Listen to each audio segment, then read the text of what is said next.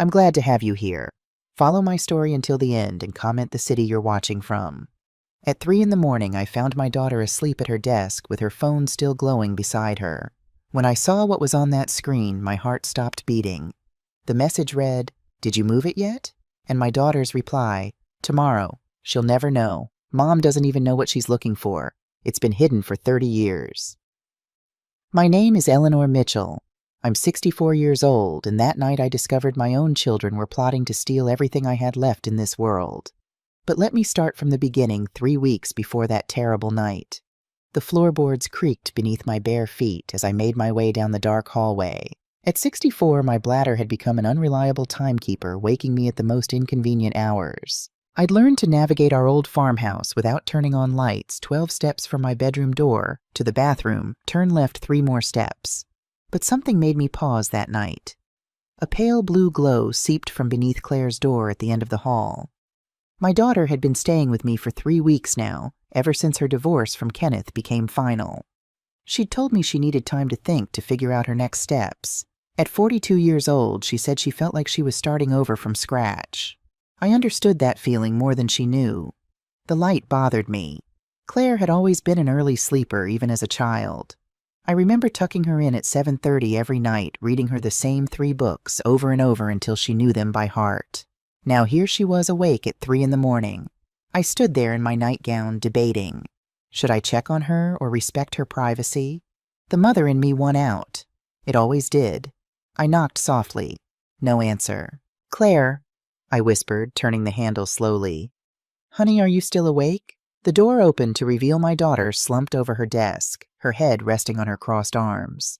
Her phone lay beside her right-hand screen, still glowing with that unnatural blue light. She'd fallen asleep while looking at something.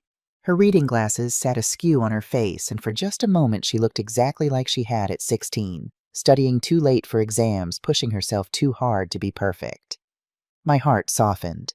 I crossed the room quietly, intending to wake her gently and guide her to bed. The old Eleanor would have simply covered her with a blanket and let her sleep. But something, maybe instinct, maybe fate, made me glance at that phone screen as I reached for her shoulder. And everything changed. The text message thread was still open. The contact name at the top read simply K. I knew immediately it was Kenneth, her ex-husband. But it was the messages themselves that turned my blood to ice water. "K, did you move it yet, Claire, tomorrow? She'll never know. K. You're sure she hasn't found it? Claire. Mom doesn't even know what she's looking for. It's been hidden for 30 years. K, the property deed too. Claire, everything. Once it's transferred, we split it 60-40 like we agreed." My hand trembled as I reached for the phone. But I stopped myself. If I woke her now, if I confronted her in this moment, she would know I'd seen these messages. And something told me that same mother's instinct that had made me check on her in the first place, that I needed to understand the full scope of what was happening before I revealed what I knew. 30 years. What had been hidden for 30 years. I backed away slowly, my heart hammering so hard against my ribs, I was certain it would wake her. But Claire didn't stir. She just kept sleeping there at her desk, innocent as a child, while my entire world tilted on its axis. I closed her door with infinite care and stood in the dark hallway. My need for the bathroom was completely forgotten now. My mind raced backward through the decades searching for answers. 30 years ago, I was 34 years old. My husband James was still alive, God rest his soul. We'd been running this farm together, raising Claire and her younger brother Sebastian. James had been so busy back then, always traveling for business, always working on some deal or another. He'd said he was building our future, securing our children's inheritance. What could possibly have been hidden then that Claire and her ex-husband were conspiring about now, the property deed? They'd mentioned a property deed. I made my way back to my bedroom, but I knew sleep wouldn't come. Instead, I sat on the edge of my bed, staring at the darkness beyond my window. The farm stretched out there 200 acres of land that had been in James's family for 4 generations. Prime South Carolina farmland worth a fortune to developers. James had died 8 years ago, leaving everything to me. Or so I'd thought. As dawn began to paint the sky in shades of gray and pink, a memory surfaced. Sharp and clear, like it had been waiting all these years to be remembered. James in his study late one night, papers spread across his mahogany desk. I'd gotten up to check on baby Sebastian, who'd had a fever. On my way back to bed, I'd seen the light under James's study door. When I'd peeked in, he'd been hunched over those papers, muttering to himself, his usually neat hair disheveled from running his hands through it. "What's wrong?" I'd asked, padding into the room in my slippers. He'd jumped like I'd fired a gun. Then he'd quickly gathered the papers into a pile and smiled at me, but the smile hadn't reached his eyes. "Just boring legal stuff, Maggie," he'd said, using his pet name for me. "Nothing for you to worry about. Go back to bed, sweetheart." I'd believed him. I'd always believed him. That was my mistake. The smell of coffee woke me from a restless half-sleep around 6:30. I hadn't realized I'd dozed off at all. My neck was stiff from sitting propped against the headboard, and my mouth tasted like copper, the taste of fear and sleeplessness. I dressed quickly in my usual jeans and flannel shirt. In the mirror, I studied my reflection. The woman who looked back at me had kind eyes that crinkled at the corners and graying hair pulled into a practical bun. I looked exactly like what I was, a grandmother, a widow, a woman people underestimated. That might work to my advantage now. Claire was in the kitchen when I came downstairs. She was pouring coffee into 2 mugs, humming softly to herself. She smiled when she saw me, that same warm smile she'd had since childhood, the one that used to light up my whole day. Now it made my stomach turn. "Morning, Mom," she said brightly, adding cream to 1 mug the way I liked it. "You're up early." "Couldn't sleep," I said, accepting the coffee she offered. The mug was warm in my hands. "Oh, I slept like a rock." She laughed, taking a sip from her own mug. "I don't even remember going to bed. I must have been more tired than I thought." The lie came so easily to her, so naturally. I wondered how many other lies she'd told me over the years. How many times had I believed her without question the way I'd believed James? I kept my face neutral, took a careful sip of coffee. "What are your plans for today?" "Actually, I need to run into town." She avoided my eyes, suddenly very interested in adding more cream to her coffee. "Some errands to take care of. Boring paperwork stuff, you know. I might be gone most of the day. Anything I can help with?" No. She waved her hand dismissively. "Just divorce paperwork, sorting out the last of the financial details. You know how it is." "Do I?" I kept my voice light, curious. She looked at me then, and for just a second something flickered in her eyes. Guilt fear, but it was gone so quickly I might have imagined it. "I mean, you went through all this when Dad died. The legal stuff, the paperwork. It's exhausting, right? Boring legal stuff." The exact same phrase James had used all those years ago. After Claire left her car, disappearing down the long driveway in a cloud of dust, I stood at the kitchen window for a long moment. My coffee had gone cold in my hands. Then I moved with purpose. James's study had become a sort of shrine after his death. I'd kept everything exactly as he'd left it. His leather-bound books lined the shelves in alphabetical order. His reading glasses sat on the desk beside the lamp. Even his coffee mug, long since cleaned but returned to its spot, remained where he'd always kept it. I dusted regularly but never disturbed anything. The study had felt sacred somehow, a monument to my husband and our life together. Now I began to search. I started with the obvious places. The desk drawers yielded nothing but old tax returns, receipts, business correspondence. The filing cabinet contained property taxes all paid up to date, insurance documents, the deed to the farm in my name transferred after James's death. Everything seemed in order. But Claire's message had said something was hidden. Where would James hide something he didn't want found? The morning stretched into afternoon. I searched methodically, removing books from shelves, checking behind picture frames, examining every inch of the study. My back ached. My hands were dusty. But I found nothing. I was about to give up when I noticed something odd. The bookshelf on the east wall, the one filled with James's collection of agricultural journals and farming manuals, didn't sit quite flush against the baseboard. There was a gap, a small one, but definitely a gap. I knelt down, ignoring the protest from my 64-year-old knees, and ran my fingers along the bottom edge. The gap was real. And when I looked more carefully, I could see that the bookshelf wasn't built into the wall as I'd always assumed. It was freestanding, pulled close to the wall, but not tight against it. My pulse quickened. I began removing books from the lower shelves, stacking them carefully on the floor. Agricultural Science Monthly, 1990-1995. Modern Farming Techniques. The South Carolina Landowner's Guide. Once the bottom 3 shelves were empty, I could see it clearly. The bookshelf was on hidden casters. I wedged my fingers into the gap and pulled. The bookshelf moved surprisingly easily, rolling away from the wall on those hidden wheels. And behind it was a small door no more than 2 feet square built into the wall itself. A hidden compartment. In my own house. Behind furniture I'd dusted for decades. My hands shook as I lifted the latch. The door wasn't locked, just closed. Whatever secrets it held, James had trusted that no one would find this hiding place. He'd been wrong. Inside was a metal box, old and dusty, about the size of a large shoebox. I lifted it out carefully, surprised by its weight, and set it on James's desk. The box wasn't locked either. The lid opened easily, hinges creaking slightly. And there inside was the truth I'd been searching for. Documents. Legal documents by the look of them. I lifted the first one out with trembling fingers. It was a property deed, but not to our farm.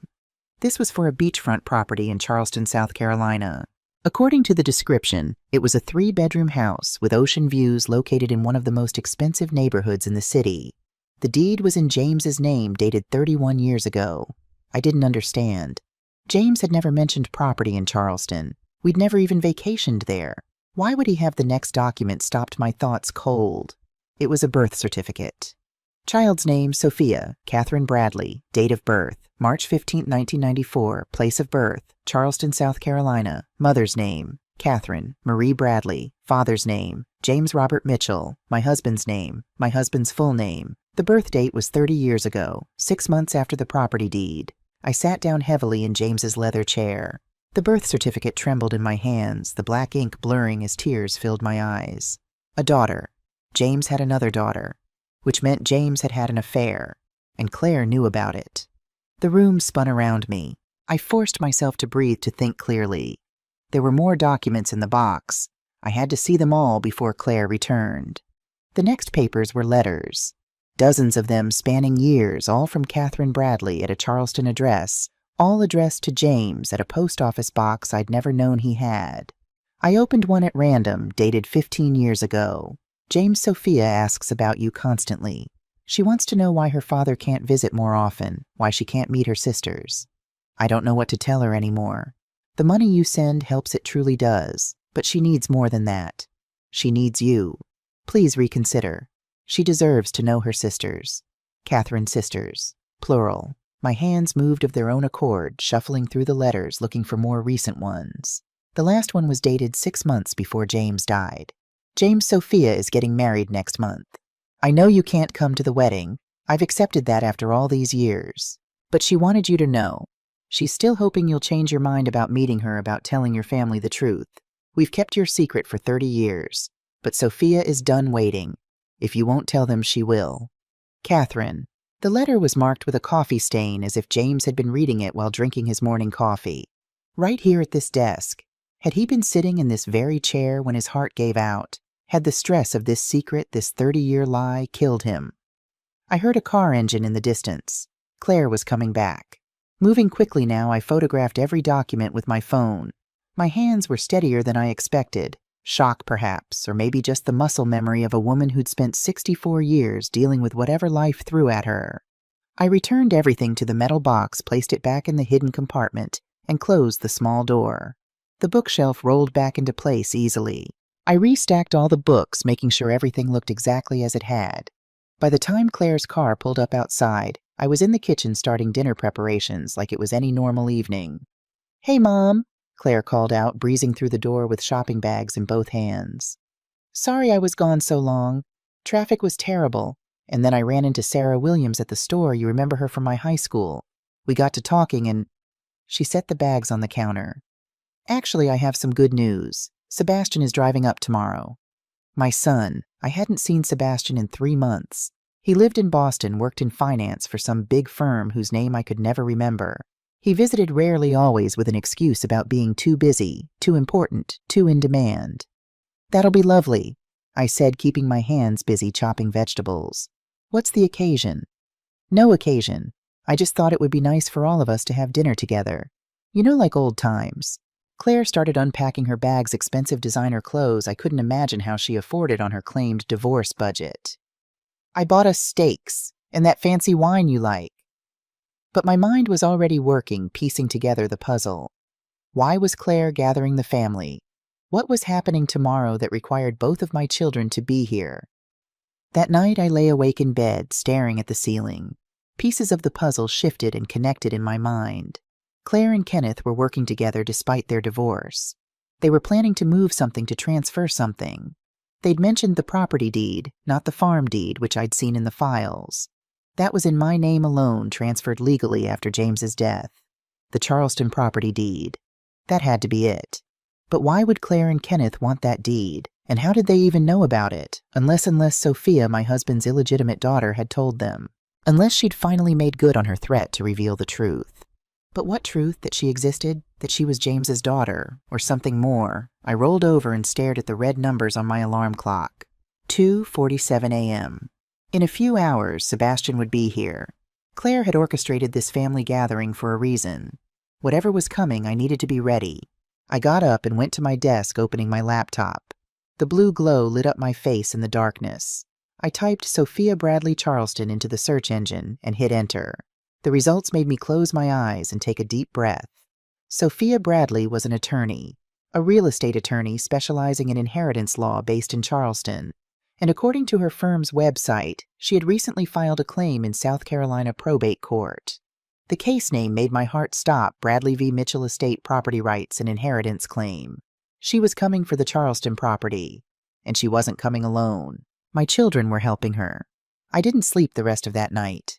Instead, I sat at my laptop learning everything I could about Sophia Catherine Bradley. She was 30 years old, exactly as the birth certificate indicated. She'd graduated from Duke University Law School, ranked 3rd in her class. Now she was a partner at Bradley & Associates, her mother's firm, I realized with a jolt. Catherine Bradley had built a successful law practice, and her daughter had joined her. The firm's website showed Sophia's professional photo. I stared at it for a long time, searching for traces of James in her features. The nose perhaps definitely James's straight aristocratic nose. The set of her jaw. The way her eyes crinkled slightly at the corners. But mostly I saw a stranger who was threatening everything I'd built, everything I thought I had. By the time dawn broke, painting the sky in shades of pink and gold, I had a plan. Not a complete one, but a beginning.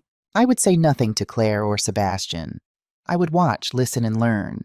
They thought I was a simple farm widow, someone to be managed and manipulated. Let them think that. People revealed more when they believed you were harmless.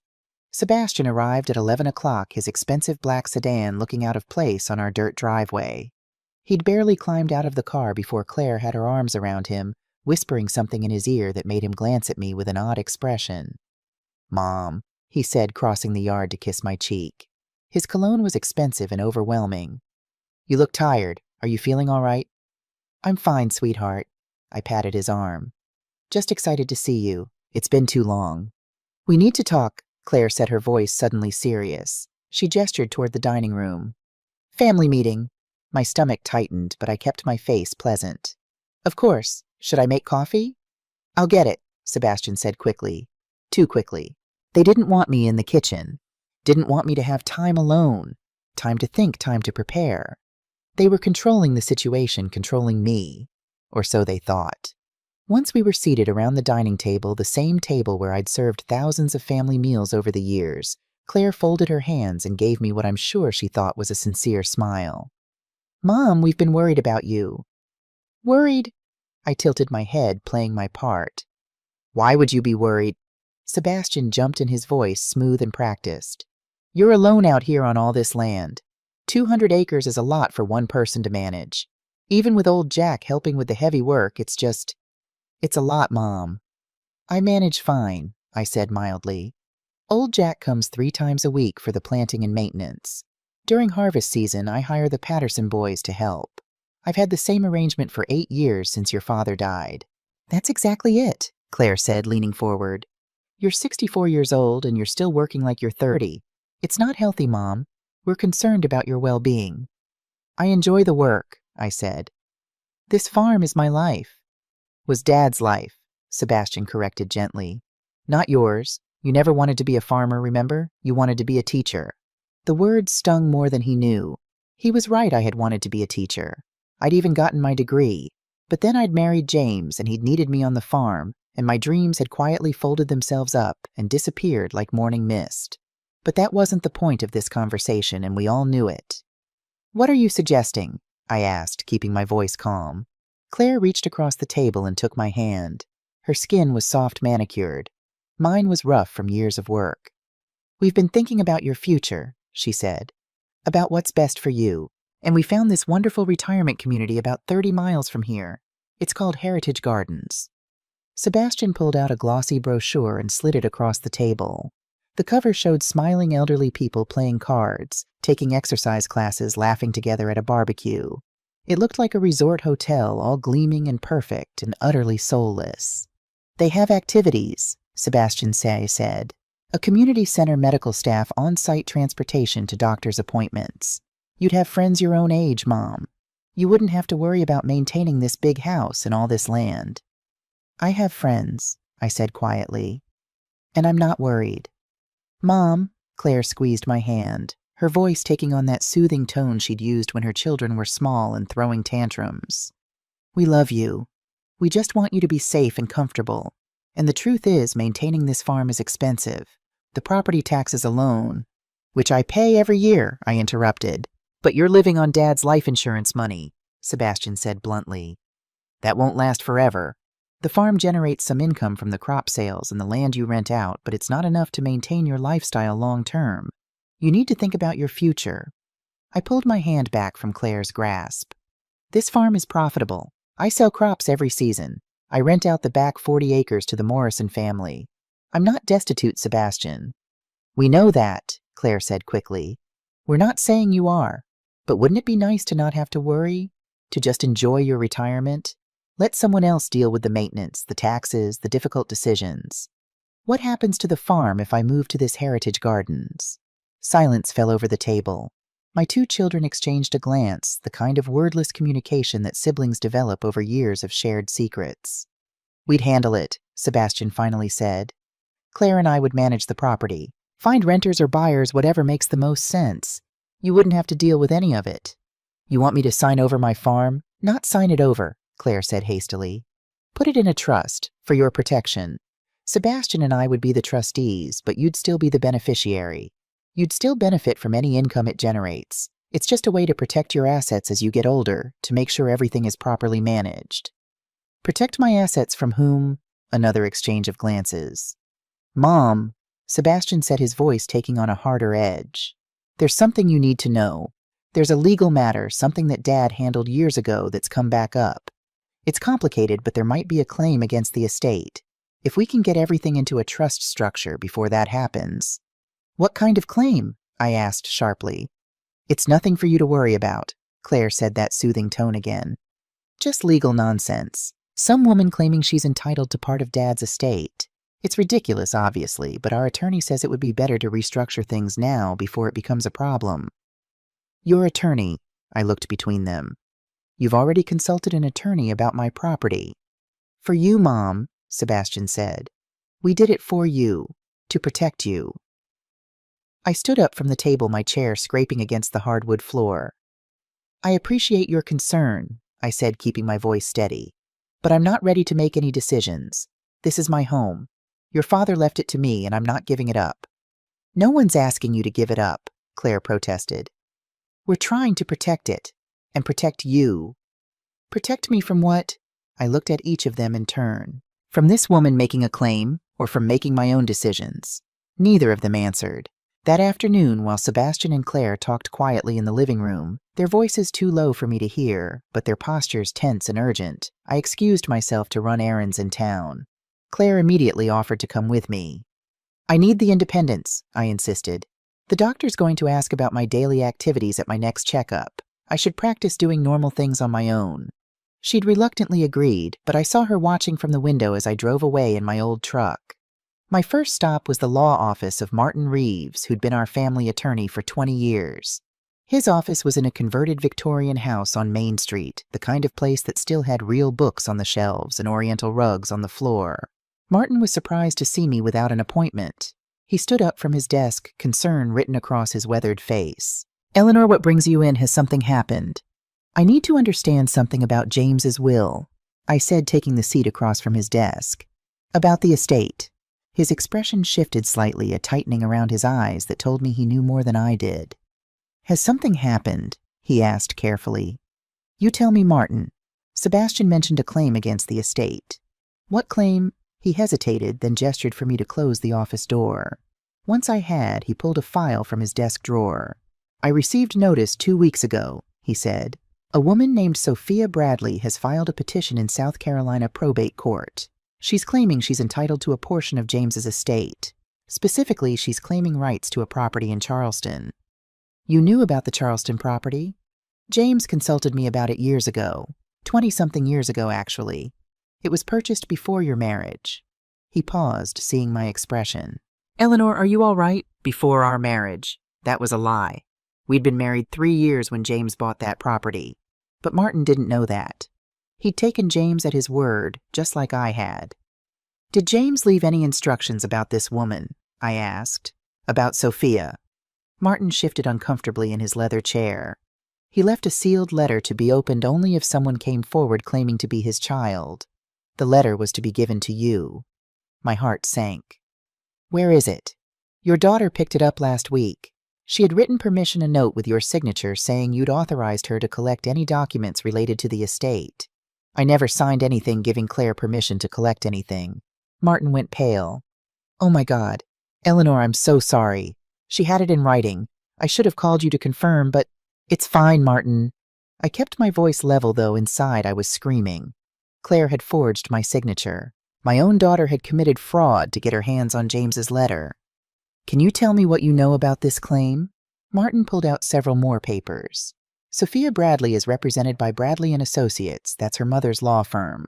They're claiming that James acknowledged paternity, privately provided financial support for 30 years, and promised Sophia the Charleston property. They have evidence. Letters Bank transfers the property deed itself." "How would they have the deed? It should be in my husband's study." "According to their filing, Sophia has a copy that James gave to her mother, a copy with a handwritten note stating his intentions." I closed my eyes. James had given Catherine the deed. "Why as insurance? As proof of his commitment to this other family he'd built in secret. What does this mean for me?" I asked quietly. "The Charleston property is currently valued at approximately $2.3 million. If Sophia's claim is upheld, that amount would come out of the estate.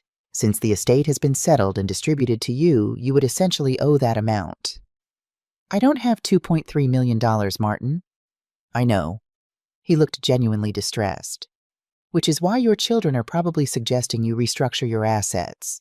If the farm is in a trust, it's protected from claims against you personally. But if it's in a trust with Sebastian and Claire as trustees, you wouldn't be the trustee. Your children would be. You'd be the beneficiary, but you wouldn't control the assets." I stood abruptly. "Thank you, Martin." "Eleanor, wait. We need to discuss your options, prepare a defense. I'll be in touch." I walked out before he could see the tears of rage and betrayal burning in my eyes. My next stop was the county clerk's office, housed in the old courthouse building with its white columns and creaking wooden floors. I requested copies of all property records associated with James's name. The clerk, a young woman named Jessica, who'd gone to school with Claire, smiled sympathetically as she typed on her computer. "This might take a while, Mrs. Mitchell. Your husband's name is on quite a few properties." "What do you mean, quite a few?" She turned her computer screen toward me. James's name appeared on 7 different property records. 7. I recognized our farm, of course, but the other 6 were complete mysteries. 2 properties in our county, small parcels of land I'd never heard James mention. 1 in Charleston, which I knew about now, and 3 more in other states, Florida, Colorado, and Maine. When had James bought these? How had he paid for them? And more importantly, who knew about them? "Can you print these for me?" My voice sounded hollow to my own ears. "Sure thing. That'll be $15 for the copies." I paid with shaking hands and walked back to my truck in a daze. James hadn't just had an affair. He'd had a secret life. Properties scattered across the country. Bank accounts I'd never known about. There must have been accounts to pay for all this. Maybe other women. Other children. The man I'd loved, trusted, built a life with I'd never really known him at all. I sat in the truck staring at the papers spread across my steering wheel. Then I noticed something that made my blood run cold. One of the local properties, a 10-acre parcel on the outskirts of town, had a recent notation. A lien had been placed on it 2 weeks ago. The lien holder, Kenneth Whitfield, Claire's ex-husband.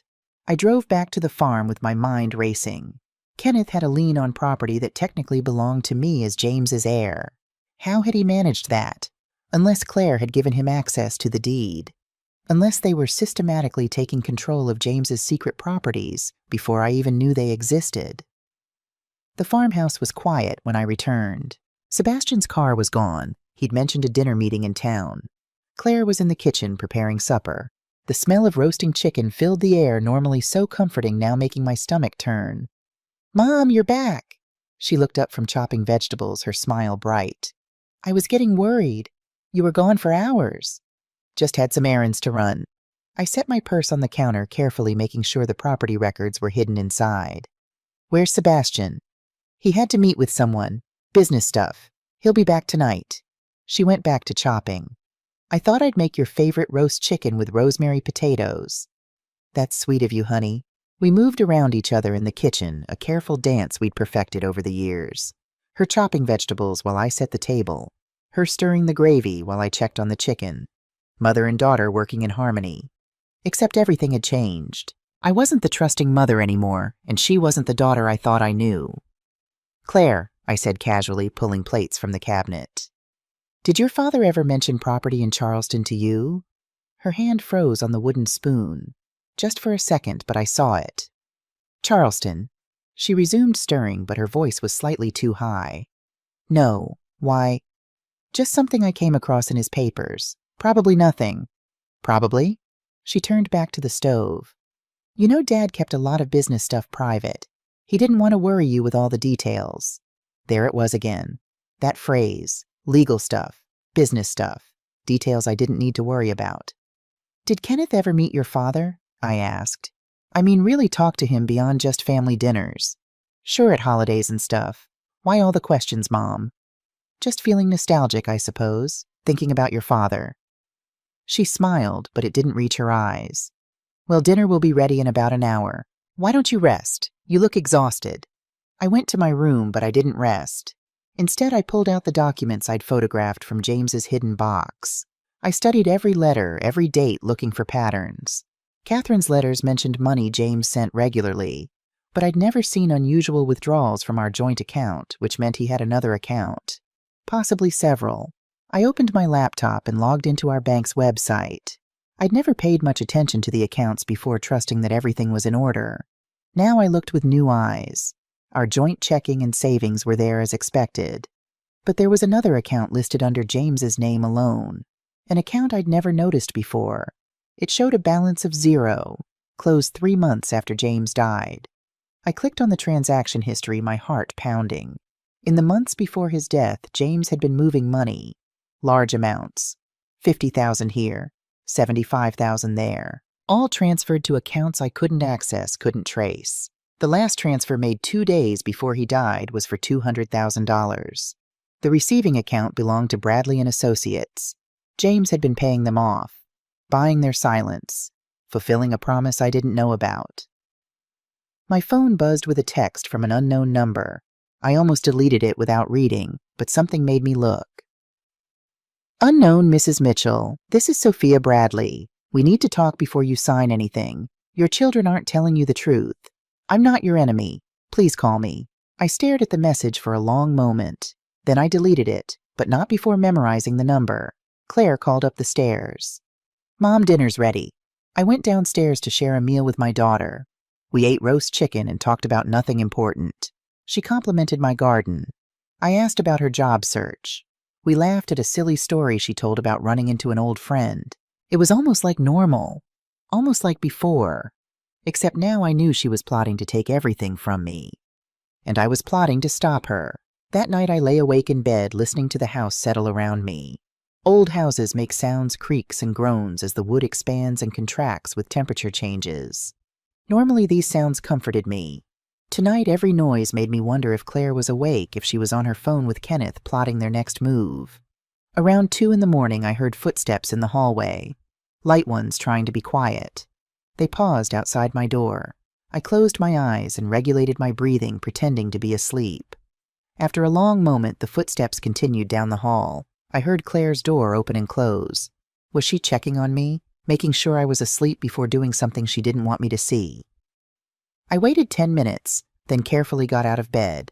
I moved to my door and opened it just a crack. Claire's light was on that telltale blue glow seeping under her door again. This time I didn't interrupt. I simply stood there in the darkness, watching and waiting. 20 minutes later, her light went off. I heard her bed creak as she got into it. I went back to my own bed, but sleep was impossible. My mind kept turning over the facts, trying to understand the full picture. James had a secret daughter, 7 secret properties, secret bank accounts, 30 years of lies. Claire and Sebastian knew about Sophia. They'd offered to help her sue me in exchange for splitting the proceeds, but Sophia had refused, and now she wanted to talk to me. The question was why morning came with weak sunlight filtering through my curtains. I dressed and went downstairs to find both my children already awake, drinking coffee at the kitchen table. They looked up when I entered, and something passed between them, some silent communication that excluded me. "Morning, Mom," Sebastian said. "Coffee's fresh." I poured myself a cup and joined them at the table. The silence stretched out uncomfortable. Finally, Claire spoke. "Mom, have you thought about what we discussed yesterday about the trust?" "I have." "And," Sebastian leaned forward, his eyes sharp despite the casual way he held his coffee mug. "I'll do it." The relief on their faces was almost comical. Almost. "Mom, that's wonderful," Claire said, reaching across the table to squeeze my hand. "You're doing the right thing. I know it wasn't an easy decision." "I want to read the documents first," I said. "Carefully. I won't sign anything I don't understand." "Of course," Sebastian said smoothly. "I have them in my car. They're very straightforward standard trust language, but take all the time you need to review them." He brought in a leather portfolio and extracted a stack of papers, 23 pages of dense legal text. He set them in front of me with a pen. "I'll read these tonight," I said. "Give you my answer in the morning." "Actually, Mom, there's a bit of a time constraint." Sebastian's voice was apologetic, but his eyes were hard. "The Charleston hearing is in 6 days. We need to file this trust with the court before then to protect your assets." 6 days should be plenty of time. "The attorney specifically said we needed to move quickly," Claire added. "Every day we wait is another day that woman's claim gains strength." "That woman has a name," I said quietly. "Sophia Bradley, and she's your half-sister." Dead silence. Sebastian recovered first. "How do you know about her?" "I went to see Martin Reeves yesterday. He told me about the claim, about the Charleston property." I looked between them. "You should have told me yourselves." "We were going to," Claire said quickly. "We just didn't want to upset you until we had a plan to handle it." "A plan that involves taking control of my property." "Not taking control," Sebastian said, "protecting it. There's a difference." "Is there?" I stood up, taking the trust documents with me. "I'll read these tonight, alone, and I'll give you my answer tomorrow morning." I went upstairs before they could argue my heart pounding. In my room, I locked the door, something I never did, and sat down at my desk with the documents. For the next 3 hours, I read every word, every clause, every subclause, and I found exactly what I expected to find. The trust gave Sebastian and Claire complete control. They could sell property without my consent, if deemed in the beneficiary's best interest. They could make healthcare decisions for me if I was incapacitated, a term defined so broadly that 2 doctors' signatures could declare me incompetent. They could move me to a facility, control my money, make every decision about my life, and I would have no recourse. But I also noticed something else. The document was a PDF emailed to me by Sebastian, which meant I could edit it. I'd spent the last 2 years teaching myself computer skills. After James died, I'd had to learn how to manage everything: the farm accounts, the online bill payments, the digital tax records. I'd taken classes at the library, watched YouTube tutorials. I knew how to edit a PDF. I worked until dinner time making small changes, adding clauses that required my written approval for major decisions, stipulating that I had the right to revoke the trust at any time, inserting language that required quarterly financial reports. Nothing obvious. Nothing they'd notice unless they read very carefully. When I was done, I printed the modified version. It looked identical to the original. Then I called my brother Frank in Montana. Maggie, his voice was gruff, surprised. It had been months since we'd talked. Everything all right? No, Frank, I need help, legal help. Tell me. So I did. I told him everything. The hidden compartment, the secret properties, the letters from Catherine Bradley, the 30-year affair, Sophia's lawsuit, Claire and Sebastian's plan to take control of my assets. When I finished, Frank was quiet for a long moment. You need to get out of that house, he finally said. Tonight. If your children think you're about to expose them, there's no telling what they'll do. They wouldn't hurt me. Money makes people do terrible things, Maggie. I've seen it 1,000 times in my courtroom. You need to leave. Now. I can't run from my own home, Frank. This is all I have left. Then you need leverage. Something that makes you untouchable. Like what? Like a recorded confession. Can you get them to admit what they're planning? I thought about it. Maybe, if they think they've won. What are you thinking? I'm thinking, I said slowly, that I'm going to sign their trust papers tomorrow. But first I'm going to make sure there's a record of what they're really doing. The next morning I came downstairs wearing my best smile and carrying the trust documents. Claire and Sebastian were already in the kitchen, both nursing coffee and wearing the exhausted expressions of people who'd stayed up late strategizing. They looked up sharply when I entered. I've made my decision, I said, setting the papers on the counter. I'll sign. The relief that washed over their faces was profound. Claire actually jumped up and hugged me. Mom, that's wonderful. You're doing the right thing, I promise. I know this wasn't easy, Sebastian added, standing to embrace me as well. But you'll see. This will make everything so much simpler. I do have a few questions, I said, pulling back from Sebastian's hug, just to make sure I understand everything correctly. Sebastian's smile tightened slightly. Of course. What do you want to know? I had my phone in my cardigan pocket set to record. I'd tested it earlier to make sure the microphone would pick up voices clearly. The clause about selling property, I said, pointing to the relevant section. It says you can sell assets within the trust without my approval if it's in my best interest. How do you determine what's in my best interest? We'd discuss it with you first, Claire assured me, her hand on my arm. It's just legal language that gives us flexibility to act quickly if needed, like if there was an emergency or if a buyer came along with a really good offer. And the part about healthcare decisions. Standard stuff, Sebastian said dismissively. If you became ill or incapacitated, we'd be able to make medical decisions on your behalf. It's just being prepared. Define incapacitated. Sebastian shifted his weight. Mom, why are you asking all this? Do you want to sign or not? I want to understand what I'm signing. Is that unreasonable? No, of course not. Claire's voice had an edge now. Incapacitated means unable to make decisions for yourself. Like if you had dementia or Alzheimer's or something like that. I see. And who determines if I'm incapacitated? Medical professionals, Sebastian said. Doctors. Which doctors, Mom? Sebastian set down his coffee cup hard enough to make me flinch. What's with the interrogation, do you trust us or not? I let the silence hang in the air for a moment. Let them see me considering the question. I trust that you're my children, I said quietly, and that you want what you think is best for me. I picked up the pen and signed the document. 3 copies, each signature carefully placed, each page initialed. The whole process took 10 minutes. When it was done, Sebastian gathered the papers with barely concealed eagerness. I'll take these to the attorney today. Get everything filed properly. When does it take effect? I asked. Immediately, he said. Once we file with the court and the county recorder, the transfer is complete. So as of today, I no longer own my home.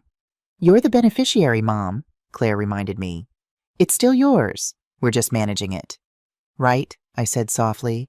Managing it. After Sebastian left with the documents, Claire seemed to relax. She made breakfast pancakes my favorite and chatted about her plans to help me redecorate the living room. We could really make this place shine, she said, flipping pancakes with practiced ease. Update the kitchen, maybe add a sunroom. Increase its value for when we... She stopped abruptly. For when you what? I asked mildly. For the future, she amended quickly. For when you're ready to move to Heritage Gardens. You mean when you sell it? Mom, stop being paranoid. Nobody's selling anything. I ate my pancakes and said nothing. That afternoon, while Claire was on a long phone call in her room with Kenneth, I assumed, based on her hushed, urgent tone, I retrieved my laptop and opened the encrypted email account I'd created the night before. I had 3 messages waiting. The first was from Frank Documents Received. I've shared them with a colleague who specializes in trust law. You did good work on those edits. They won't see it coming. The second was from an address I didn't recognize. Mrs. Mitchell, this is Dr. Karen Reynolds from Heritage Gardens. Your daughter scheduled an intake appointment for you next Tuesday. She mentioned concerns about your cognitive health. I thought you should know. My hands shook as I read that. They'd already scheduled my evaluation, already taken the next step toward having me declared incompetent.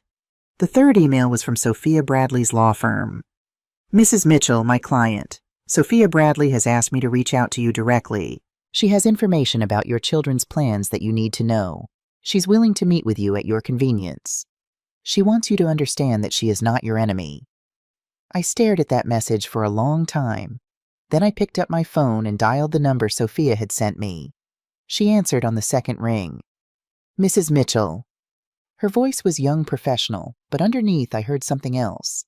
Nervousness. Hope. Yes, you said we needed to talk. Can we meet? This isn't a conversation for the phone. I can't leave the house right now. They're watching me. A pause. Are you in danger? The question startled me. Was I in danger? My own children wouldn't physically harm me. Would they? I don't know, I admitted.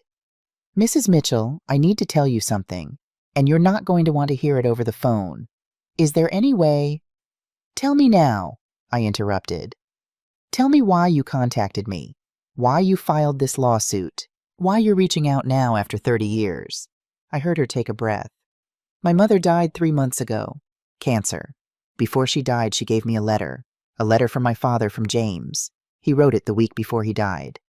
What did it say? That he loved my mother, that he wanted to leave your marriage but couldn't, because of money. I closed my eyes. The farm. Not just the farm. His mother, your mother-in-law, left him a substantial inheritance when she died, but there was a condition in her will. The money had to stay in the Mitchell family, passed down through the legitimate bloodline. If James divorced you or acknowledged any children outside the marriage, he'd lose everything. I remembered Martha James's mother. She'd been a formidable woman proud of the Mitchell name and legacy. She'd died 28 years ago, leaving James the money that had transformed our modest farm into the successful operation it was today. I thought it was because she trusted him, trusted us. Even if that's true, I said slowly, what does it have to do with now James is dead? The inheritance came to him and then to me. That's the problem. My father's letter explained that he'd been systematically moving assets out of the marital estate for years, buying properties in his name alone, creating accounts you didn't know about. The Charleston property was supposed to be my inheritance, but there were others too. 7 properties, I whispered. 8, actually. There's one more in Nevada that hasn't been properly recorded yet. Together, they're worth close to $4 million. $4 million. Money James had hidden from me. Money he'd meant for his secret daughter. Your children know about all of it, Sophia continued. Claire contacted me 6 months ago, right after your father died. She said she wanted to make things right. She offered me a deal. My stomach dropped. What kind of deal? She and Sebastian would help me claim the properties. They'd provide documents, testimony, whatever I needed. In exchange, we'd split everything 50-50. They'd get $2 million, I'd get $2 million, and you'd be left with just the farm. But the farm is mortgaged, Mrs. Mitchell. Your husband took out a reverse mortgage 2 years before he died. He did it using financial documents you never saw, signatures you never made. Once you pass away or move into a care facility, the bank takes the farm. You're living in a property you don't really own anymore, and your children know it. I couldn't breathe. The room tilted around me. Mrs. Mitchell, are you still there? Why are you telling me this? I managed to ask. Because I turned down their offer. I don't want to destroy you. You're a victim here, just like my mother was, just like I am. But Claire didn't give up. She went to Kenneth, your ex-son-in-law. He's the one who's been helping them using his banking connections to place liens on properties to establish legal claims before you could discover what was happening. What do you want from me? I want to stop your children from stealing everything. I want to honor what my father actually wanted, which was for all of us to be treated fairly. And Mrs. Mitchell, her voice cracked, I want to meet you. You're my father's wife. You're the only family I have left. Footsteps in the hallway. Sebastian's voice low and urgent. She's been in there too long. Who's she talking to? I lowered my voice to barely a whisper. I have to go. Can you send me everything? The letter, the documents, all of it. Already sent to your email. Check your spam folder. Tomorrow, I said. I'll call you tomorrow. I ended the call just as someone tried my door handle. Finding it locked, they knocked. Mom? Claire's voice laced with suspicion. Are you okay? I flushed the toilet, ran the bathroom sink. I'm fine, just getting ready for bed. Can we talk for a minute? I unlocked the door. Claire stood there with Sebastian behind her, both wearing identical expressions of fake concern. We're worried, Claire said. You seem upset, confused. I'm tired, it's been a long day. Has anyone contacted you? Sebastian asked bluntly. Anyone claiming to be related to Dad? I met his eyes steadily. No. Should I expect someone to? Sophia Bradley might try to manipulate you, Claire said. She's desperate. Her mother's law firm is failing and she sees you as an easy target. She'll say anything to get money.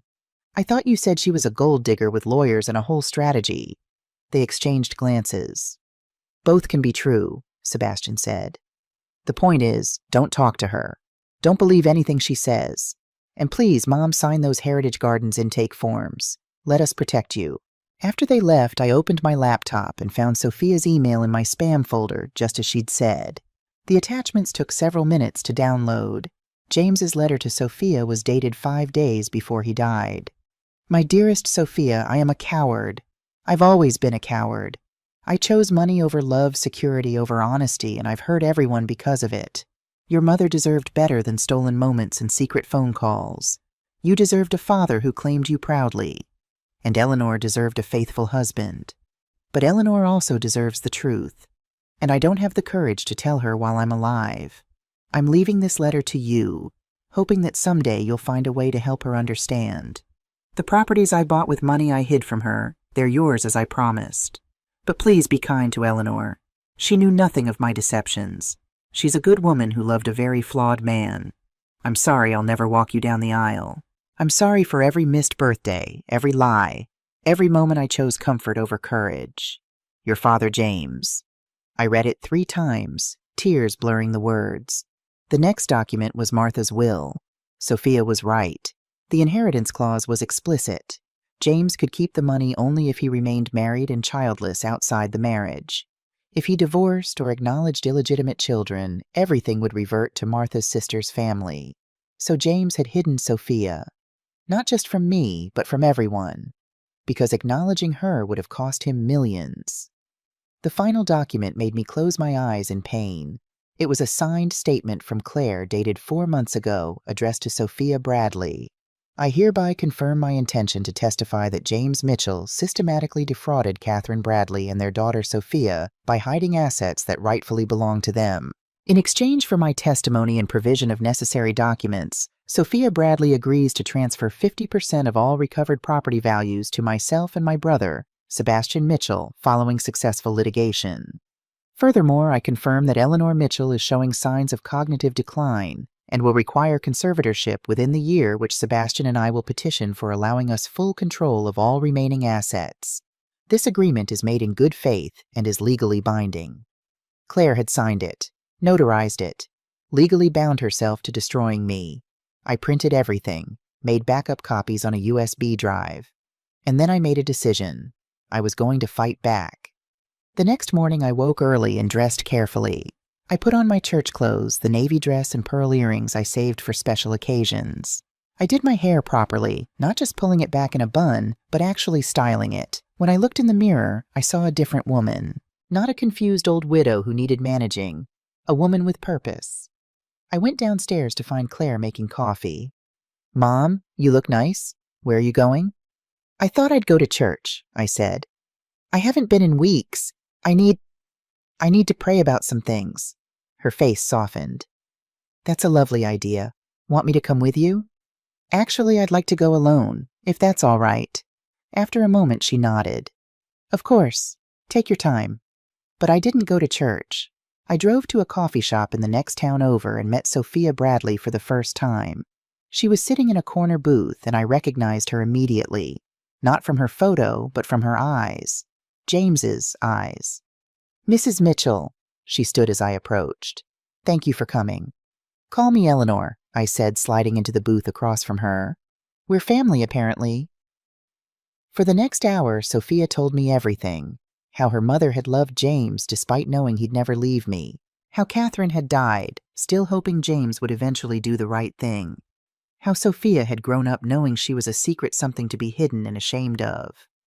"Did he love her?" I asked. "Your mother?" "I think so, in his way. He visited when he could. Called every week. Never missed sending money for my birthday and Christmas." She smiled sadly. "But he also never chose her over his inheritance. Over you." "Over his money," I corrected. "Not over me." Sophia pushed a folder across the table. "This is everything my attorney has prepared. You should see what you're up against." I opened it. The top document was a financial analysis.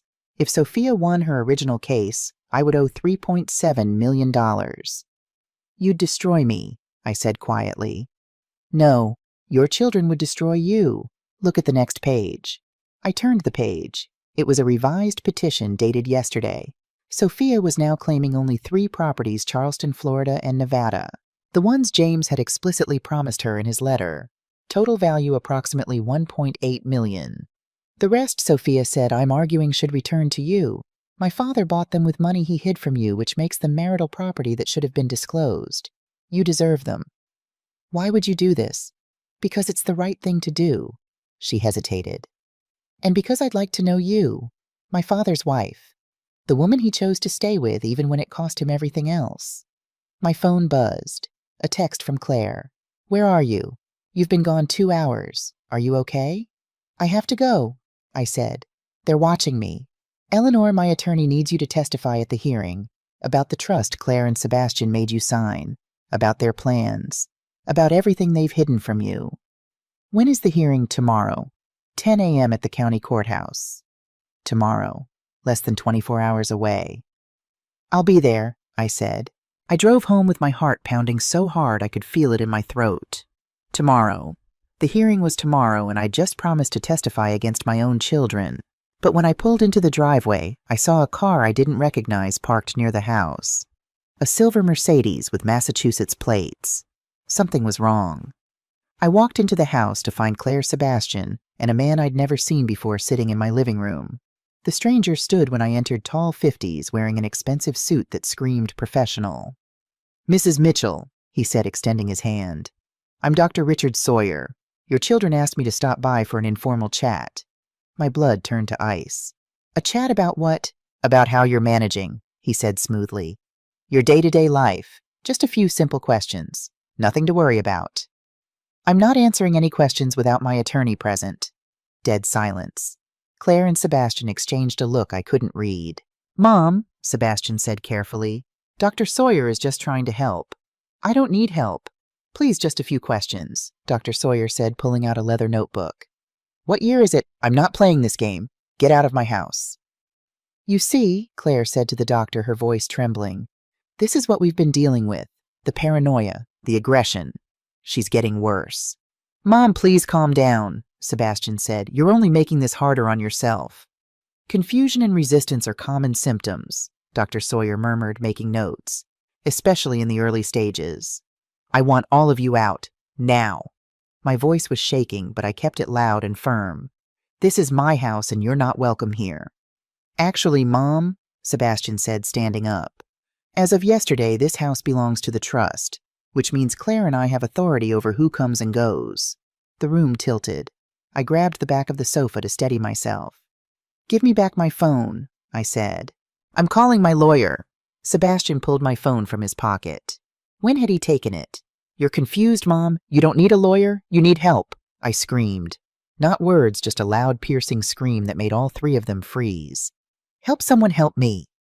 Dr. Sawyer backed toward the door, suddenly looking uncertain. "I think we should do this another time. This isn't appropriate without proper consent and procedures." "No, wait," Claire grabbed his arm. "She's having an episode. This is exactly what we've been trying to tell you about. but I saw something flicker in his eyes. Doubt, maybe even conscience. "I'm leaving," he said firmly, pulling his arm free. "This situation requires proper evaluation protocols. I won't be part of an ambush." After he left, I faced my children. "Get out of my house." "We're not going anywhere," Sebastian said coldly. "You're not well, Mom. You need supervision." "Then I'll leave." "With what car?" He held up my truck keys. "I have your keys and your phone. You're not going anywhere until we figure out how to help you." That night they kept me locked in my bedroom. Not with a physical lock, they weren't quite that bold, but Sebastian positioned himself at the bottom of the stairs, making sure I knew he was there. Claire brought dinner to my room on a tray like I was an invalid. "You need to rest, Mom," she said, her voice dripping with false sweetness. "Tomorrow we're taking you to see Dr. Sawyer properly, at his office where you'll be more comfortable." "I don't need a doctor." "You screamed at us today," she said quietly. "You accused us of trying to hurt you. You forgot to buy groceries last week, even though you said you were going to the store. These aren't normal behaviors, Mom." Every word was a lie, but I could see she believed her own narrative. Or maybe she just needed to believe it to justify what she was doing. After she left, I ate the soup mechanically, my mind racing. They were building a case. The confused elderly woman exhibiting paranoid delusions, unable to care for herself. By tomorrow, they'd have me evaluated by a doctor, probably one they'd already coached. He'd find signs of cognitive decline. With that diagnosis, the conservatorship petition would sail through. I had maybe 12 hours to stop them. At midnight, I heard Sebastian's heavy footsteps climbing the stairs, heading to the guest room. I waited another hour, listening to the house settle into silence. Then I moved. I'd lived in this farmhouse for 40 years. I knew which floorboards creaked and which stayed silent. I crossed my room in the darkness and opened my window as quietly as I could. The hinges, thank God, were well oiled. I looked down, 15 feet to the ground. Not an easy drop for a 64-year-old woman. But the trellis. James had built a trellis 20 years ago for my climbing roses. It was still there, covered in thorny vines clinging to the side of the house. I'd spent 40 years caring for those roses. They owed me now. I changed into dark clothes, grabbed my purse, they'd forgotten to search it, and it still held some cash and my credit cards, and climbed out the window. The trellis groaned under my weight. A rose thorn caught my hand, drawing blood. But I kept moving, finding footholds gripping the wooden slats. When I was low enough, I let go and dropped the last few feet. Pain shot through my hip when I landed, but nothing felt broken. I lay there for a moment in the flower bed, breathing hard, wondering if I'd lost my mind. Then I heard shouting from the house. Lights blazed on. I ran. Old Jack kept a work truck in the barn for hauling equipment. The keys hung on a nail inside the barn door, exactly where they'd hung for 15 years. I was in the truck and halfway down the driveway before Sebastian made it outside. In my rearview mirror, I saw him running after me in his pajamas, shouting. Too late. I drove through the darkness with shaking hands, not sure where to go. The police station appeared on my right, and I almost pulled in. But what would I tell them? That my children had taken my phone and keys. They'd say it was for my own good. That I'd signed over my property. That was legal. That they'd brought a doctor to evaluate me. No crime there. With my phone gone and the recording on it, I had no proof of anything except my own fear. Instead, I drove to the Sunrise Motel, a rundown place on the edge of town that James had always called an eyesore. I paid cash for a room and locked myself inside. Only then did I let myself shake. I'd climbed out a window, stolen a truck, run away in the middle of the night. Everything I'd just done would look like the actions of a confused, paranoid woman having a breakdown. I was helping them build their case against me. The motel room had an ancient landline phone. I dug quarters out of my purse and dialed Frank's number from memory. He answered on the third ring, voice thick with sleep. "Hello." "Frank, it's Eleanor. I need you to come to South Carolina. Now." "What's wrong?" "It's 2 a.m. I told him everything that had happened. The doctor's visit, being locked in my room, my escape through the window. "They're going to use this against you," Frank said grimly. "Climbing out windows, stealing vehicles. They'll say it proves you're not thinking clearly." "I know. That's why I need help. The hearing is today at 10. Can you get here?" "I'm already packing. But Eleanor, you need to stay somewhere safe. They'll be looking for you." "I'm at the Sunrise Motel on Route 17, room 12. "Stay there. Don't go anywhere. I'll be there by tonight with help. Frank, thank you. That's what family does, Maggie. I lay back on the thin mattress and stared at the water-stained ceiling. I'd never felt more alone, more vulnerable, more uncertain. But I'd also never felt more determined. Morning came with pounding on my door. Mrs. Mitchell, it's Officer Dave Patterson. Your children filed a missing person report. They're worried about you. I opened the door to find Dave Patterson, who'd graduated high school with Sebastian, standing there with genuine concern on his young face. I'm not missing Dave. I'm right here. Ma'am, they said you might be confused, that you climbed out a window in the middle of the night and took a vehicle that wasn't yours. I left my own house through a window because my children were holding me against my will, and I took a farm truck from my own property. He shifted uncomfortably. Your son expressed concerns about possible memory issues. I just need to make sure you're okay. Dave, have I ever seemed confused to you in all the times you've seen me at the grocery store, at church, around town? He hesitated. No, ma'am. Then maybe you should ask yourself why my children are suddenly so certain I'm incompetent, and why they waited until after I signed over my property to decide I need help. I saw something shift in his expression. Dave might be young, but he wasn't stupid. I'm not going back with you, I continued. I'm not breaking any laws. I'm a grown woman staying in a motel room. If my children want to speak with me, they can do it in public with witnesses present. They're asking for a welfare check, ma'am. You've seen me. I'm fine, healthy and coherent. Tell them that. After Dave left, I knew I had maybe an hour before Claire and Sebastian showed up themselves. I called Sophia from the motel phone. She answered immediately. Eleanor, thank God. Claire called me this morning saying you disappeared. She wanted to know if you'd contacted me. What did you tell her? That I hadn't heard from you. A pause. Are you all right? I need your help, and your attorney. Can you meet me? Where are you? I hesitated, then decided I had no choice but to trust her. Sunrise Motel, Route 17, Room 12. Come soon. They're looking for me. Sophia arrived 40 minutes later with a woman in her 50s who introduced herself as Karen Whitmore, attorney at law. Mrs. Mitchell, Karen said, sitting in the motel room's single chair while Sophia perched on the bed. Sophia has told me about your situation. What your children are doing to you is unconscionable. If you're willing to testify at today's hearing, I believe we can stop them. Today I thought the hearing was tomorrow. We filed an emergency motion last night to move it up. After what happened to you yesterday, being held against your will, having a doctor brought to your home without consent, the judge agreed. The hearing is at 10 this morning. That's in 2 hours. What do I need to do?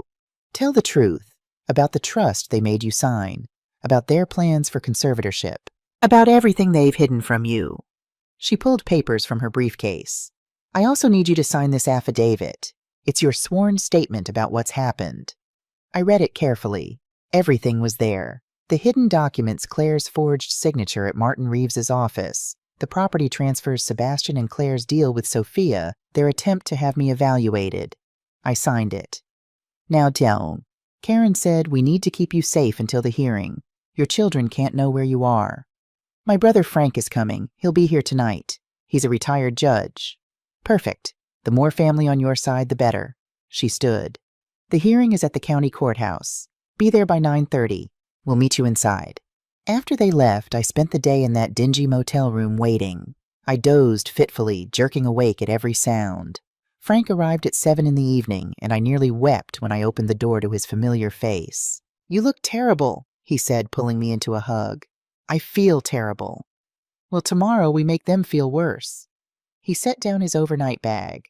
I brought someone with me. He's parking the car. Who? Before Frank could answer, there was another knock. I opened the door to find a man in his 40s, professional-looking, carrying a leather bag. Mrs. Mitchell, I'm Dr. Alan Foster. I'm a neuropsychologist. Your brother asked me to evaluate you. Why would I need because, Frank said gently, if we're going to fight a claim that you're incompetent, we need evidence that you're not. For the next 2 hours, Dr. Foster put me through a battery of tests, memory exercises, problem-solving tasks, questions about current events. It was exhausting. When he finally closed his notebook, he smiled. Mrs. Mitchell, you scored in the superior range for your age group. Your memory is excellent, your reasoning skills are sharp, and you show no signs of cognitive decline whatsoever. Can you testify to that tomorrow? I can and I will. What your children are doing, it's elder abuse, financial exploitation. I see it too often and I'm happy to help stop it. That night I barely slept. Frank stayed awake too, sitting in the chair by the window watching the parking lot. What if they win? I asked into the darkness. What if the judge believes them? They won't win. We have evidence, testimony, witnesses. We have the truth. The truth didn't help James's other daughter for 30 years. Different situation. Sophia was hidden because James was a coward.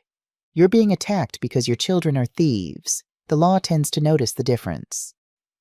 The next morning I dressed in my navy dress and pearl earrings again. Church clothes for going to war. Frank drove me to the courthouse. We were early, but Sophia and Karen were already there along with Dr. Foster and another man I didn't recognize. Eleanor, Karen said. This is Martin Reeves, your family attorney. I contacted him last night. Martin looked uncomfortable. Mrs. Mitchell, I owe you an apology. When Claire came to my office with that permission slip, you couldn't have known, they said. But Martin, I need you to testify about the forged signature. I will, and I've brought the original document. It's clearly not your handwriting. At 9:45, Claire and Sebastian arrived with their attorney, a sharp-faced woman named Gloria Henderson. Claire saw me and her face went white. Mom? Thank God you're safe. We've been so worried. Don't, I said quietly. Don't pretend anymore. Mrs. Mitchell, Gloria interjected, my clients have been frantic. You disappeared in the middle of the night, stole a vehicle. You can understand their concern. I borrowed a farm truck from my own property, and I left because I was being held prisoner. You were being kept safe, Sebastian said, his voice hard. You're not well, Mom. You need help. The bailiff called us into the courtroom before I could respond. Judge Helen Carpenter was a woman in her 60s with steel gray hair and sharp eyes that seemed to miss nothing. She reviewed the files in front of her, then looked up. This is an unusual situation, she said. We have several related matters consolidated before this court today. An estate claim by Ms. Sophia Bradley, a counterclaim regarding a trust document, and emergency motions regarding competency and conservatorship. Let's start with the estate claim. Karen stood. Your Honor, we're filing a revised petition today that significantly reduces our claim. She explained Sophia's new position, claiming only the 3 properties James had explicitly promised, returning the others to me. And why the change? Judge Carpenter asked. Because we've learned that the original larger claim was encouraged by Mrs. Mitchell's own children as part of a scheme to defraud their mother. Claire shot to her feet. That's absurd. Sit down, Judge Carpenter said sharply. You'll have your turn. Karen presented Sophia's testimony first. The signed statement Claire had made promising to help Sophia in exchange for splitting the proceeds. The emails, the timeline of contacts. Then it was my turn. I walked to the witness stand with my head high and my hands steady. I swore to tell the truth, and then I told everything. I told about finding the hidden compartment, the letters, the birth certificate, James's 30-year affair and secret properties. I told about Claire's text messages to Kenneth, though I no longer had my phone to show them. I told about the trust papers they'd pressured me to sign about the doctor they'd brought to my house, about being locked in my room and having to climb out a window because I was afraid. Afraid of your own children? Judge Carpenter asked. Afraid of what they were willing to do for money? Gloria Henderson cross-examined me aggressively. Mrs. Mitchell, isn't it true you've been experiencing memory problems? No. Your children say you left the stove on multiple times. I never left the stove on. They lied. You forgot to buy groceries even though you claimed you were going to the store. I didn't forget. I went somewhere else instead. Where? I looked at Claire and Sebastian. I went to meet Sophia Bradley, my husband's daughter, my children's half-sister. The courtroom erupted. Dr. Foster testified next, presenting his evaluation results in clinical detail. Then Martin Reeves testified about the forged permission slip showing the original document. Then Frank took the stand, speaking as both my brother and a retired judge about the suspicious timing of everything, the trust, the competency concerns, the attempt to isolate me. Finally, Sophia testified. I didn't want to hurt Eleanor, she said, her voice steady. I just wanted what my father promised me. But when Claire and Sebastian contacted me, offering to help me take everything in exchange for half the proceeds, I realized this wasn't about my father's promises. It was about greed. Why didn't you accept their offer? Judge Carpenter asked. Because Eleanor didn't deserve to be destroyed. She's innocent in all of this. She was betrayed by my father just like my mother was. I couldn't be part of hurting her more. Karen stood. Your Honor, we have one more piece of evidence. She presented documents showing the reverse mortgage on the farm, the one James had taken out without my knowledge. Claire and Sebastian knew about this mortgage, Karen explained. They knew the farm would eventually go to the bank regardless, so they wanted to seize whatever assets remained before their mother discovered the truth. The trust was just the first step. The next step was to have her declared incompetent, move her into a facility, and liquidate everything else. The courtroom was silent. Judge Carpenter took a brief recess. When she returned, her face was carved from stone. I've reviewed all the evidence and testimony, she said. This is one of the most disturbing cases of financial elder abuse I've seen in 20 years on the bench. She looked at Claire and Sebastian. You exploited your mother's trust. You forged her signature. You attempted to have her falsely declared incompetent. You conspired to steal her property. The trust document you created is hereby voided. It was signed under duress and false pretenses. Your Honor, Gloria began. I'm not finished. Ms. Bradley's revised petition is approved. She is entitled to the 3 properties specified in her father's letter. The remaining properties revert to Mrs. Mitchell as rightful heir.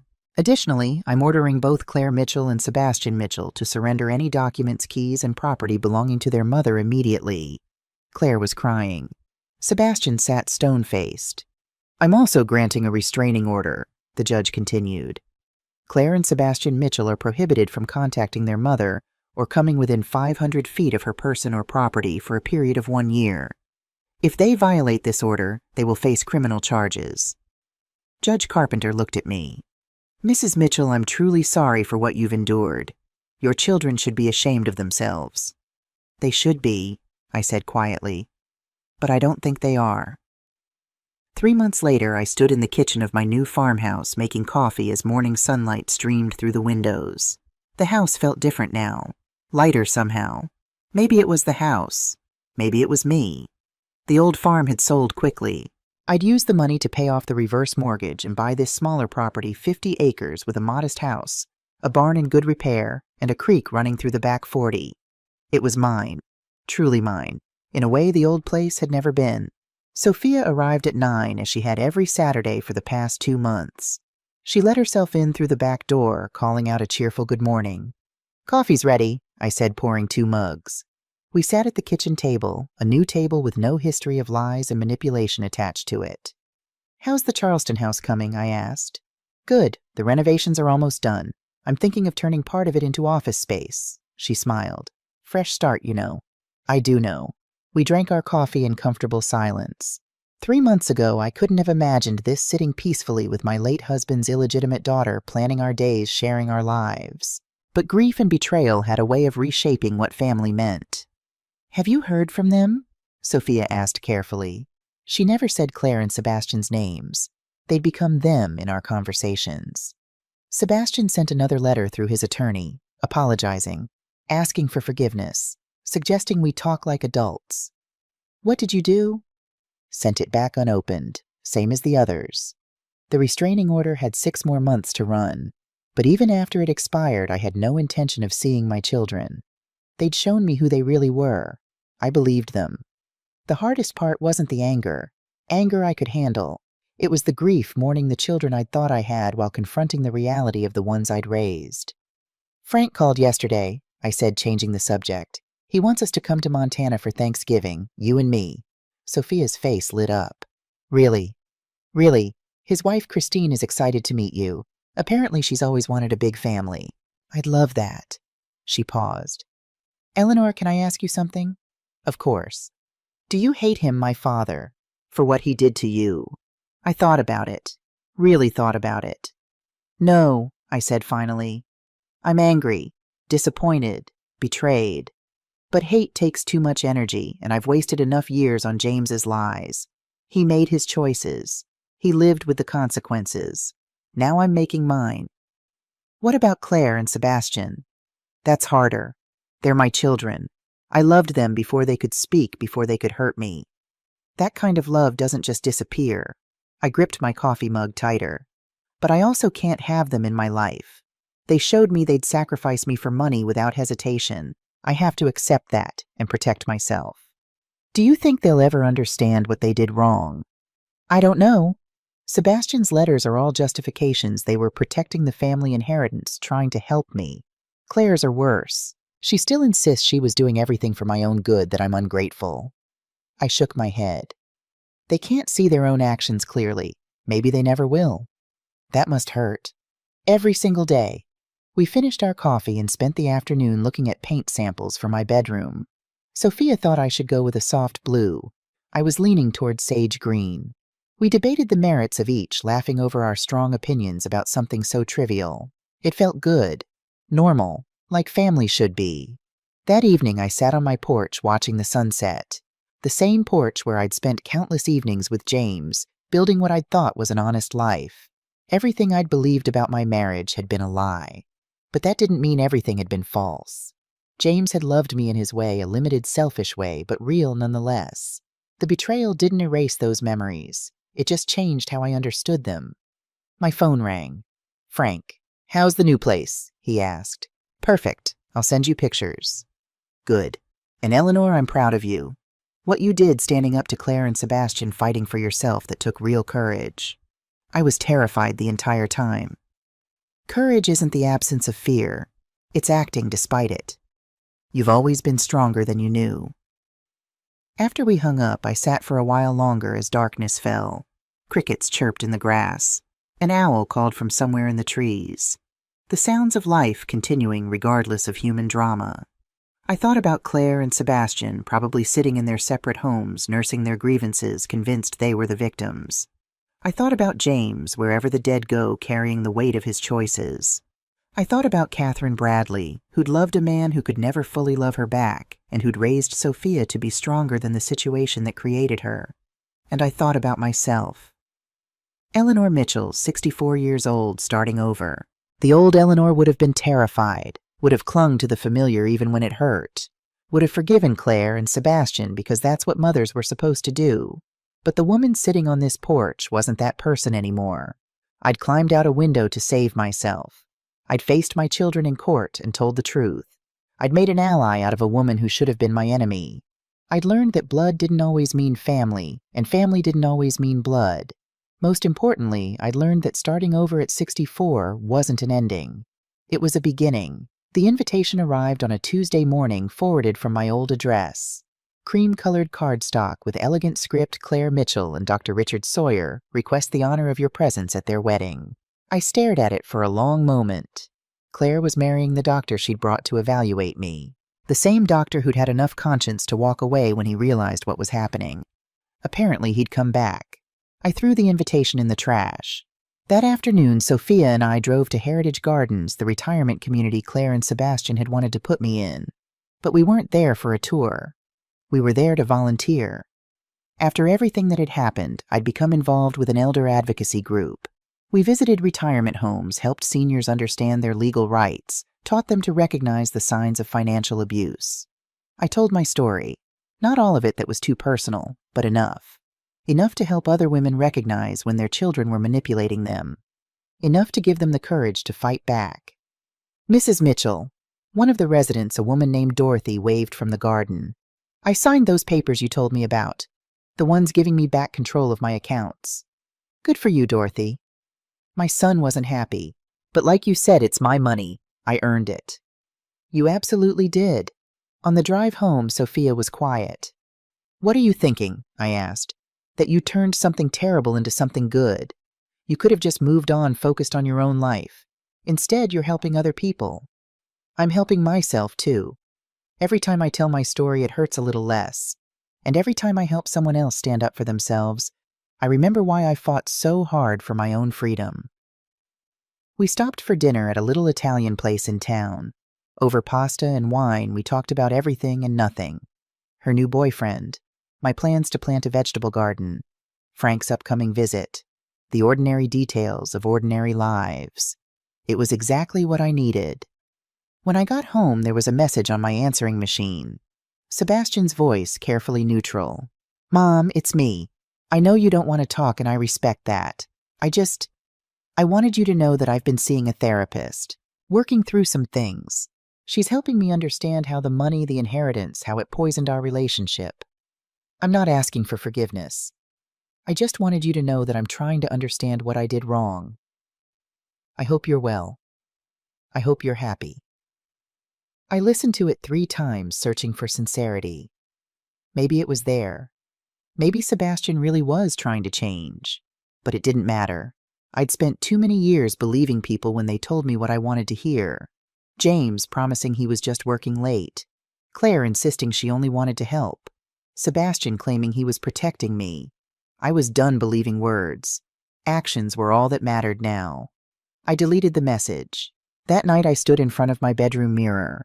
The woman looking back at me had more gray hair than before, more lines around her eyes. But those eyes were clearer now, sharper. She'd been tested and hadn't broken. At 64, I'd learned the most important lesson of my life. You're never too old to start over. Never too old to fight for yourself. Never too old to recognize your own worth. I climbed into bed, my bed in my house on my land, and fell asleep within minutes. For the first time in 40 years, I didn't dream of James. I dreamed of tomorrow.